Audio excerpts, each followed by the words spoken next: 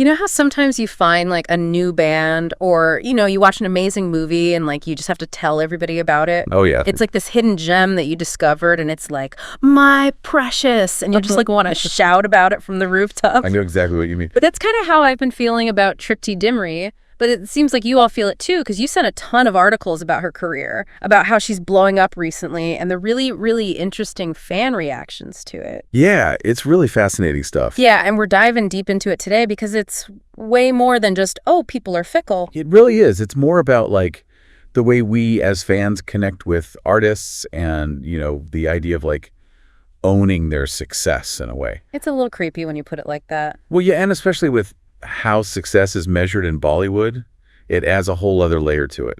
Like that whole box office versus critical acclaim thing. Exactly. Okay, so let's back up for a second. Remember Dimri in Laila Majnu back in 2018? Oh, yeah. Beautiful film. So beautifully shot and directed by Imtiaz Ali's brother, Sajid. Really interesting to see that connection right off the bat. Like, even back then, she was on the radar of some major filmmakers. Oh, for sure. And the critics loved her in it, but then commercially it kind of just... Yeah, it didn't quite break through the way some people thought it might. Right, exactly.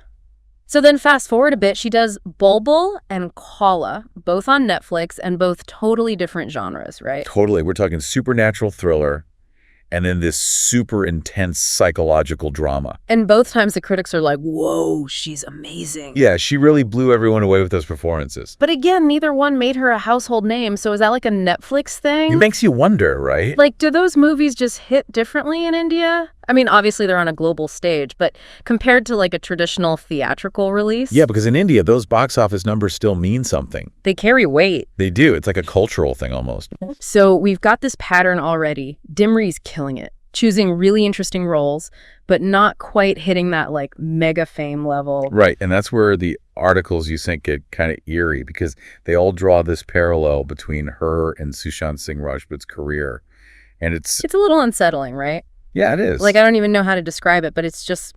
It's kind of spooky. Yeah, and really sad, too, because just like Dimri Rajput was getting critical acclaim early on, Sanchuriya, Detective Byomkesh Bakshi. Amazing performances. But again, at the time, they didn't connect with a huge audience. And it's like only after his passing that people really started to pay attention to his work, praising his talent. Right, and it just makes you wonder, is this like a recurring thing in Indian cinema? That's a good question. Does this kind of posthumous recognition like actually change anything? It's the million-dollar question. One article actually mentioned how Rajput's performance in Sanchuriya was praised by critics, but didn't gain widespread recognition until after his death. Wow. Sound familiar? It does. Yeah, it's eerily similar to how some are only now truly appreciating Dimri's work in Bulbbul and Qala.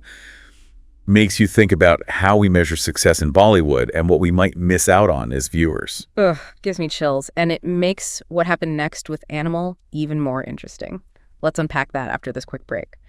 All right, so we've got Tripti Dimri. She's got this incredible track record, critically acclaimed, but not quite a household name. And then she lands a role in Animal. Yeah, and not just a small role either. We're talking major Bollywood blockbuster. Huge, right alongside Ranbir Kapoor. Like, talk about pressure. And that's where things get really interesting with the whole conversation surrounding her.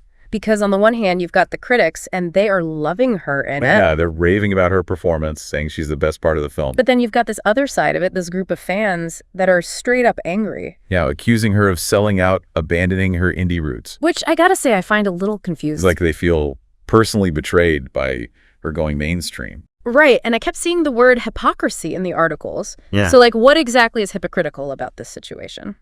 I think it goes back to that sense of ownership that some fans develop, especially with artists who are seen as more niche or independent. Because it's like they discovered this hidden gem and it was their little secret. Exactly. And now that she's in this big commercial film that everyone and their mother is going to see, it's like that sense of exclusivity is gone. It's like that band you loved in high school that suddenly everyone knows and you're kind of like, oh man, what happened to us? Exactly. And I think for some fans, it feels like a loss of connection. Like she doesn't represent what they thought she did anymore. But isn't that kind of, entitled? Totally. Like as if an artist owes it to a certain group of fans to stay within a certain box. Right, because let's be real, a lot of those people criticizing Animal probably weren't rushing to see Bulbbul or Qala. Yeah, they were fine with her being artistically pure as long as it didn't involve them actually, watching those films.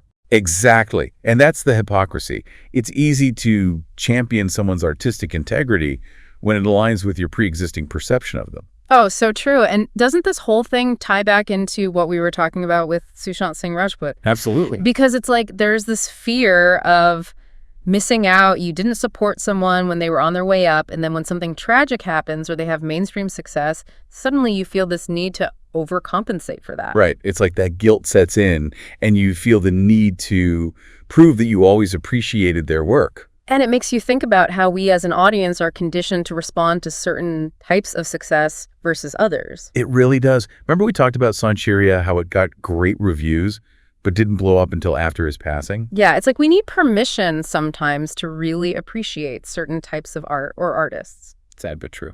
Okay, so where do we go from here? Because obviously there's a better way to engage with art and artists, but how do we actually change the narrative? Well, the articles keep coming back to this idea of conscious support. Conscious support. Tell me more. Okay, so conscious support, I like the sound of it, but what does that actually look like in real life? It's about being mindful and deliberate in how we support the art and artists that we love. So instead of just hitting that like button and moving on? Exactly. It's about going deeper than that. So give me an example. What are we talking about here? Well, like with Tripti Dimri, instead of just watching Animal, because it's the big movie of the moment, seek out her other work. Like Laila Majnu? Exactly, or Bulbbul and Qala. Those films showed such range and really let her talent shine through. And if you love those performances, shout it from the rooftops, right? Yes, tell your friends, write about it online, start a discussion. Don't let those movies be hidden gems. And this is where that comparison to entrepreneurship from the articles makes so much sense. Oh, yeah, I was thinking about that. We wouldn't fault a small business owner for wanting to grow their company, right? No way, we'd be like, get it. Exactly. We celebrate ambition in the business world, but for some reason we expect artists to stay small, to stay niche. Like if they achieve mainstream success, they've somehow compromised their integrity. It's such a strange double standard when you think about it. It really is. But I do think things are changing. I mean, look at how much the conversation around success in Bollywood has evolved even in the last few years. It has.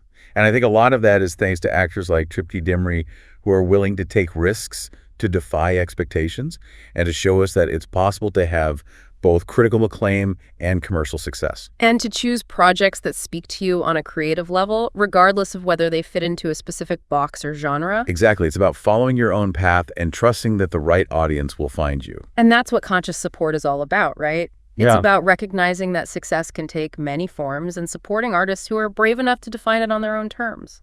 Absolutely. And it's about creating a culture where we celebrate a diversity of voices and perspectives, not just the ones that are the loudest or the most popular at any given moment. I love that. So as we wrap up this deep dive, what's the one thing you want our listeners to take away from this conversation? Be an active participant in the world of art and film. Don't just consume it. Engage with it critically and thoughtfully. Seek out those hidden gems, champion the artists who inspire you, and challenge yourself to reconsider how you define success, both for yourself and for the artists you admire. Such great advice. And if you haven't already, make sure you check out Tripti Dimri's work. Start with Laila Majnu, then dive into Bulbbul and Qala, and yes, even watch Animal. Form your own opinions and let us know what you think. This deep dive has been a wild ride, and we can't wait to unpack more fascinating stories with you all soon. Until next time, keep exploring, keep questioning, and keep that conscious support flowing.